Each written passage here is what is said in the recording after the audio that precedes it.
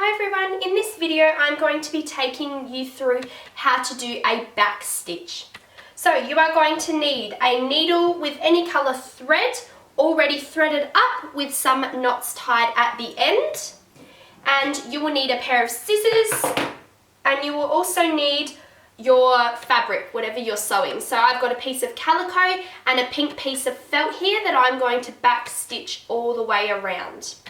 This sample will also be available for you in class to have a look at if you're a bit stuck.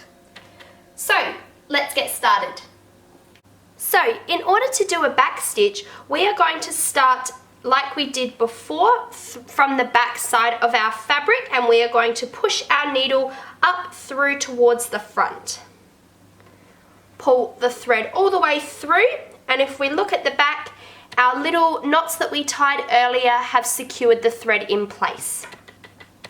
So a back stitch is very similar to a running stitch. However, instead of continuing on forward, we come back to form a solid line with no gaps.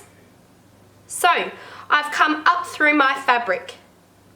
I'm then going to go down and press through my fabric towards the back. Pull all my thread through. I'm then going to come up the same distance. So at the front here I've got about 1/2 centimetre. I'm then going to come up about 1/2 centimetre in a straight line, push my needle through to the front and pull. Now at this step, with our running stitch we would have continued on this way. However, because we are doing a back stitch, we need to come back. We need to come back to where the end of this stitch is. So if you watch, I've come up from the back, my thread is all pulled out.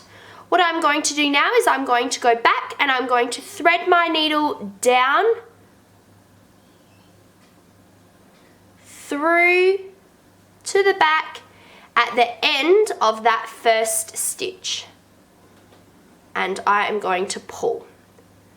So I've now created a solid line instead of a stitch that has the gap. Now I come up about 1/2 centimetre away, still in a straight line in line with my other stitches. From the back I come up through to the front and I pull. We go back to the end of this last stitch now to cover this gap. So I press my needle through, push it through, make sure all this thread's on top so it doesn't get tangled, and I pull the needle towards the back and out. Can you see my straight line is starting to form, my solid straight line? I then need to come back up about 1/2 centimetre away, pull all the way through, and then back towards the end of this last stitch. I need to go down and through. This stitch is a lot stronger, okay, than a running stitch because we're going backwards. All right, if you're keeping on pulling it tight, it's quite a strong and sturdy stitch. Now, let's say that I've finished this here. My needle is at the back of my sample here, okay, and it's at the back so that all the people see is the nice front side. Just like before, I'm going to get my needle and I'm going to do a quick in and out. Doesn't matter where, as long as it's not piercing all the way through and you can see it at the front, which you can't. All it is a quick in and out. My needle has gone in and out. I'm going to pull it all the way through until I find and make this little mini loop here. I've made the mini loop. My needle goes through the loop. Sorry, it keeps getting tangled. And I pull, pull, pull. And there we have it. Just there, a tiny little knot to secure the thread in place. I'm going to do that again, a quick in and out, just any direction, it doesn't really matter, in the same spot so that we don't have knots everywhere. The needle's in and out, I'm going to pull. There's my little loop.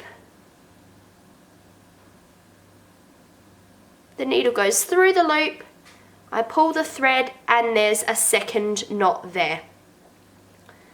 From here, I can now chop off this piece of thread, neaten this end up, okay?